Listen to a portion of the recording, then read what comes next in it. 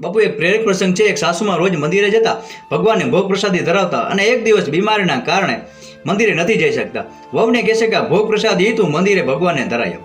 અને વહુ ભોગ પ્રસાદી લઈ અને મંદિરે જતી હોય છે અને રસ્તામાં ઘેરે ઘેરે બે બાળકો ભિક્ષા માંગતા હતા અને કહેતા હતા કે કંઈક ખાવાનું હોય તો આપો. અને ભૂખ્યા બાળકોને જોઈને વહુને દયા આવે છે અને બંને બાળકોને પોતાની પાસે રહેલી ભોગ પ્રસાદી જમાડી દે છે અને બાળકો જમીને રાજી થાય છે.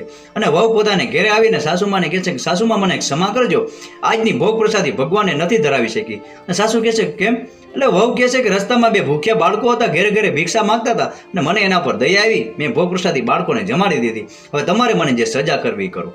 અને સાસુમાં કહે છે કે તું સજાને પાત્ર નથી, તું તો શાબાશીને પાત્ર છે. કારણ કે ભગવાનને આપણે ભોગ ધરાવવો એ આપણી શ્રદ્ધા છે અને ભૂખ્યાને ભોજન આપવું એ આપણો ધર્મ છે. અને શ્રદ્ધા અને ધર્મ એકમેકના પૂરક છે, ભગવાન સુધી પહોંચાડવાનો રસ્તો છે. આ પ્રસંગ જેને સમજાય અને વંદન. આપનો દિવસ શુભ રહે. મહાદેવ હર.